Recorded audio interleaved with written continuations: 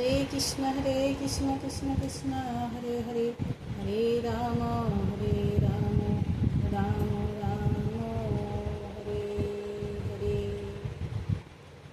আমরা আগের অধ্যায়ে জেনেছি যে আমরা ভগবানকে কীরকম রূপে পাবো। আমরা যে যেরকমভাবে ভগবানকে ডাকবো সেরকমভাবেই ভগবানকে আমরা পাবো। শান্ত, দাস্য, সখ্য, বাৎসল্য আর মাধুর্য রূপে।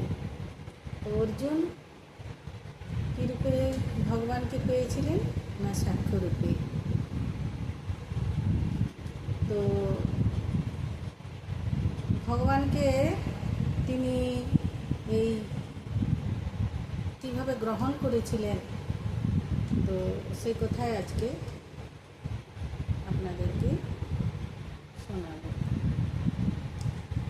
অর্জুন উবাচ পরম ব্রহ্ম পরম ধাম পরিত্রাণ পরম ভবন পুরুষং শাশ্বত দিব্যমাদিদেবমজং বিভুং আহুঃসাম ঋষং সর্বে দেবো ঋষি নারদস্তথা উষিত দেবলোবেশঃ স্বয়ং চৈব বিদুষীমে সর্বমেতৎ ঋষং মন্যে জন্মাং বদসি কেশব নো হি তে ভগবান ব্যক্তি বিদুর্দেবান দানবাহ।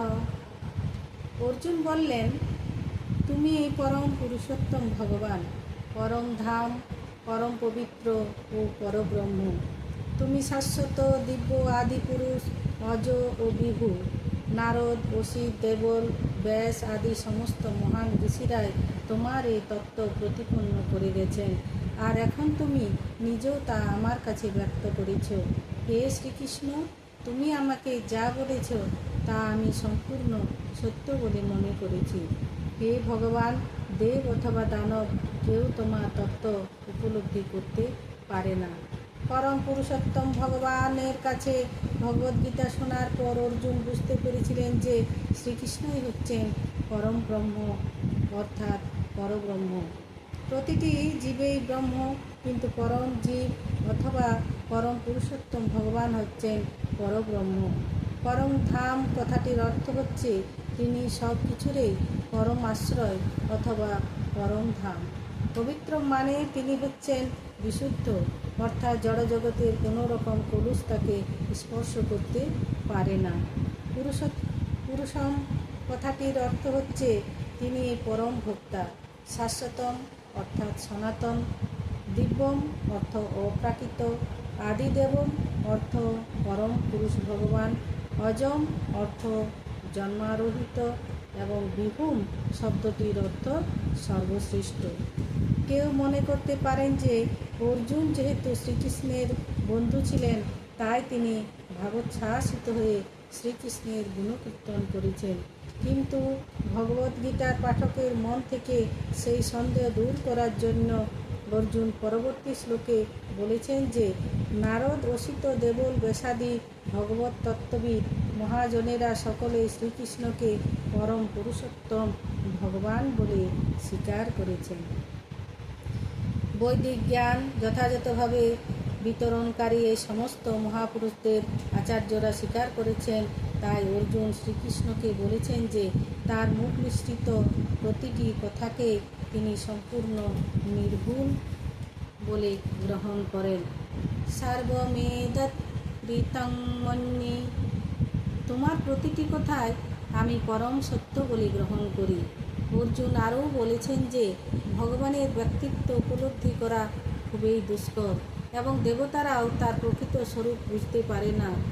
এর অর্থ হচ্ছে যে মানুষের চেয়ে উচ্চ স্তরে অধিষ্ঠিত যে দেবতা, তারাও ভগবানের স্বরূপ উপলব্ধি করতে অক্ষম। তাই সাধারণ মানুষ ভগবানের ভক্ত না হলে কিভাবে তাকে উপলব্ধি করবে? ভগবদ্গীতাকে তাই ভক্তির মাধ্যমে গ্রহণ করতে হয়। শ্রীকৃষ্ণকে কখনোই আমাদের সমকক্ষ বলে মনে করা উচিত নয়।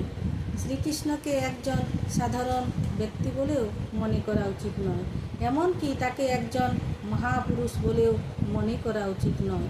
ভগবদ্গীতার মর্মার্থ উপলব্ধি করতে হলে শ্রীকৃষ্ণকে পরম পুরুষোত্তম ভগবান বলে স্বীকার করা উচিত।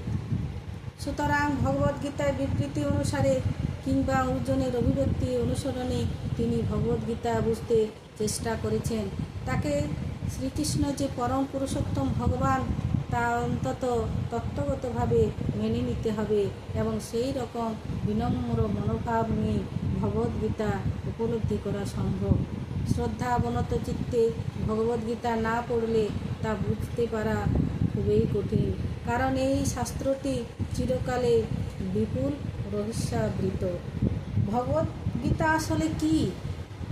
ভগবদ্গীতার উদ্দেশ্য হচ্ছে অজ্ঞানতার অন্ধকারে আচ্ছন্ন এই জড়জগতের বন্ধন থেকে মানুষকে উদ্ধার করা। প্রতিটি মানুষে নানাভাবে দুঃখ কষ্ট পাচ্ছে।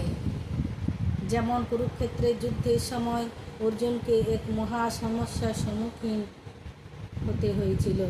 অর্জুন ভগবানের কাছে আত্মসমর্পণ করলেন এবং তার ফলে তখন ভগবান তাকে গীতা তত্ত্বদান করে মোহমুক্ত করলেন। এই জড়জগতে কেবল অর্জুনই নন, আমরা প্রত্যেকে সর্বদাই উদ্বেগ উৎকণ্ঠায় জর্জরিত। এই জড়জগতের অনিত্য পরিবেশে আমাদের যে অস্তিত্ব তা অস্তিত্বহীনের মতো। এই জড় অস্তিত্বের অনিত্যতা আমাদের ভীতি প্রদর্শন করে, কিন্তু তাতে ভীতি হওয়ার কোনো কারণ নেই। আমাদের অস্তিত্ব হচ্ছে নিত্য, কিন্তু যে কোনো কারণবশত আমরা অসৎ সত্তায় আবদ্ধ হয়ে পড়ছি। অসৎ বলতে বোঝায় যার অস্তিত্ব নেই। নমস্কার। পরবর্তী আমরা অধ্যায়টি শুরু করব পরবর্তী ভিডিওতে। এটা দেখতে হলে আপনারা এটা কন্টিনিউ দেখতে থাকুন। আমি পরপর গীতার প্রতিটি অধ্যায় আপনাদের কাছে পড়ে শোনাবো, আপনারা শুনুন আর বেশি বেশি করে আমাকে আপনাদের ভালোবাসা দিন। নমস্কার। হরে কৃষ্ণ।